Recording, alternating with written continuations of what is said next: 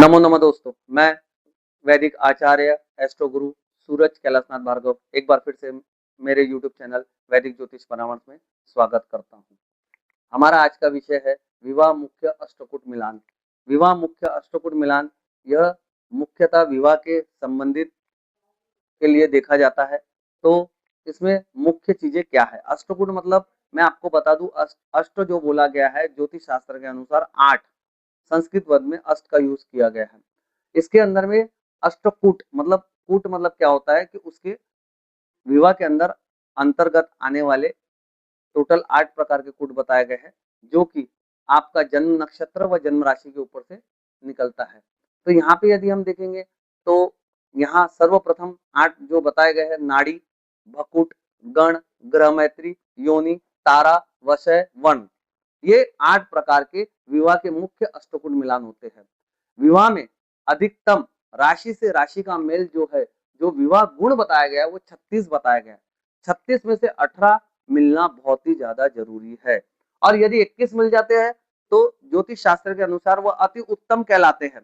ठीक है, तो हम अष्टकूट के बारे में आज अब जानेंगे। जैसा नाड़ी, विवाह के अंदर में वर वधु की कुंडली में नाड़ी एक ना रहे, दोनों की नाड़ी अलग अलग रहे, तो उसके अंदर में 8 अंक सर्व अच्छे माने गए हैं, क्योंकि वह स्वास्थ्य संबंधी और संतान संबंधी होते हैं।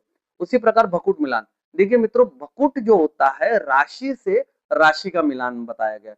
ज्योतिष शास्त्र के अनुसार यदि किसी जातक की प्रथम राशि मेष है और दूसरे जातक की राशि सिंह है, तो यह नवम पंचम का योग या लगन पंचम का योग बहुत ही पावरफुल माना गया है। इसलिए बकुट मिलान में उसको 7 अंक दिए गए हैं, जिसमें राशि से राशि का प्रेम बहुत अधिक रहता है, मतलब वैवाहिक जीवन में आपसी प्रेम बहुत अधिक रहता है, आर्थिक समृद्धि भी बनती है।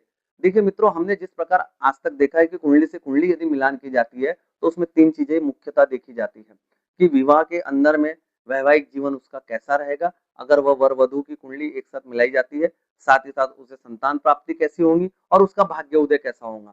यदि वर की कुंडली में कोई छोटा मोटा भाव का दोष हो और वधु की कुंडली के मिलान के बाद में उसका भाग्य होता है, तो मतलब वधु की कुंडली ज्यादा अधिक पावरफुल मानी गई है। और कहीं ना कहीं अगर वधु की कुंडली में थोड़ा सा कम भाव और वर की कुंडली में ज्यादा अच्छे ग्रह बैठे हो, तो इसलिए उसके अंदर बताया गया है कि प्रेम व आर्थिक संबंधी होता है। देखिए गण, गण जनरली स्वभाव का कारक होता है। हम एक तरह की जिद्दी भी रहते हैं, हम शांत भी रहते हैं, हम शांत रहकर कई अच्छे डिसीजन भी लेते हैं। तो देखिए राक्षस गण वाला व्यक्ति जो है, गण जो है 3 प्रकार के, राक्षस गण, मनुष्य गण और देवगण। राक्षस गण वाला जो व्यक्ति रहेगा थोड़ा क्रूर स्वभाव, जल्दी गुस्सा होने वाला रहेगा। उसी प्रकार मनुष्य गण वाला जो व्यक्ति रहेगा थोड़ा सूझबूझ समझदारी से काम लेगा, शांत रहकर रहेगा। ठीक है, और देवगण वाला भी जो रहेगा थोड़ा समझदारी से काम रहेगा। इसलिए ज्योतिष शास्त्र के अंदर में ये बताया गया है कि राक्षस मनुष्य का विवाह थोड़ा वर्जित बताया गया है। और यहाँ पे देव राक्षस के अंदर में भी यदि विवाह होता है तो आपसी कुछ ना कुछ मतभेद रहेगा। अब हम आते हैं ग्रह मैत्री के ऊपर में। ग्रह मैत्री मतलब क्या हुआ कि जैसा हम ये देख रहे हैं कि यहाँ पे प्रथम राशि जो है मेष है और पंचम राशि जो आती है सिंह राशि की आती है, तो इनमें परस्पर बहुत अच्छी मित्रता रहेगी। उसी प्रकार यदि हम देखते हैं कि धनु राशि जहाँ है, धनु राशि वाले व्यक्ति का मेष राशि से मेल बहुत ही परस्पर मित्रता रहेगा, क्योंकि धनु राशि का स्वामी कौन हो गया? गुरु और मेष राशि का स्वामी हो गया मंगल। तो इनमें जो ग्रह मैत्री रहेंगी बहुत ही अच्छी रहेंगी। अब ग्रह मैत्री क्यों देखी जाती है? ताकि विवाह के बाद वर या वधु को किसी तरह का मानसिक परेशानी ना हो, उनकी सोच में ताल मटोल ना हो, उनकी सोच विचारधारा दोनों को एक साथ अच्छे से लेके चले, इसलिए ये ग्रह मैत्री देखी जाती है। उसी प्रकार यदि हम अब आते हैं विवाह के और एक अष्टकूट मिलान के अंदर में योनि करके आता है। योनि हो गई शारीरिक व मानसिक, मतलब उनका व्यवहार किस तरीके से रहेगा। देखिए राशि के अंदर योनियां जो बताई गई है, मेष राशि के अंदर में अश्व योनि भी आती है, गज योनि भी आती है। उसी प्रकार यदि हम देख रहे हैं कि धनु राशि के अंदर में नकुल योनि भी आती है और सिंह राशि में मांजर योनि भी आती है, मूसक योनि भी आती है।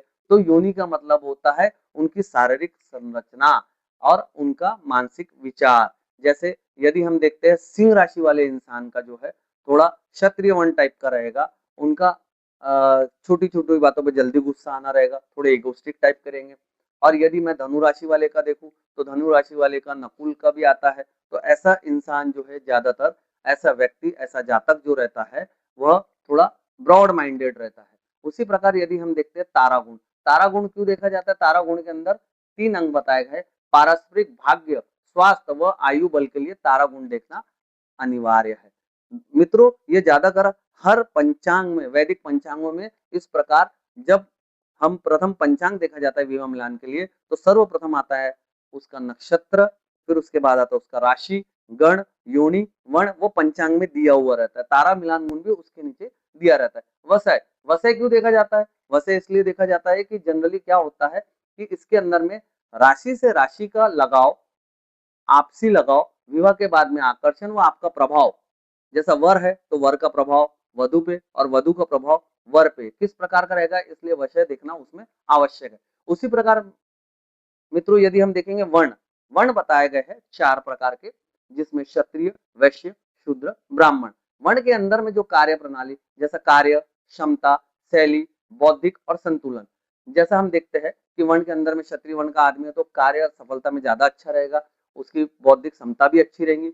उसी प्रकार यहाँ पे यदि अब हम देखते हैं वैश्य वाला जो है थोड़ा तोल मोल के बात समझ के काम करेगा, कहाँ पैसा इन्वेस्ट करना है, कहाँ नहीं करना है। परिवार के अंदर 4 लोगों के बीच यदि वो बैठता है वैश्य वर्ण वाला, सोच समझकर विषय निकालता है या सोच समझकर बात करता है। तो यह टोटल आपका विवाह के मुख्य अष्टकुट मिलान है। मित्रों, विवाह अष्टकुट मिलान करते समय सर्वप्रथम वर और वधु दोनों की जन्म तारीख, समय व जन्म स्थान लेके जाए और फिर ज्योतिष आचार्य से कहिए कि वो कुंडली के अनुसार उनका वैवाहिक जीवन वर्णित करे। तो ये अष्टकुट मिलान कर वो आपको पूर्ण निर्णय देगा। आगे का विषय भी इसमें आएगा कि विवाह के लिए मुख्य कारक माने गए, जैसा मांगलिक दोष भी माना गया है ना। और उसके अंदर में फिर आपका भकुट का और भी ज्यादा डिटेल में आपको दूंगा। तो आने वाले समय में मैं और भी विषय इसके ऊपर आपको अधिक से अधिक दूंगा। मित्रों, मेरा ये विषय आपको कैसा लगा मुझे जरूर बताइए। मेरे चैनल को सब्सक्राइब करें, शेयर करें और साथ ही साथ आप यहाँ पे अपने जन्म तारीख, समय मुझे कमेंट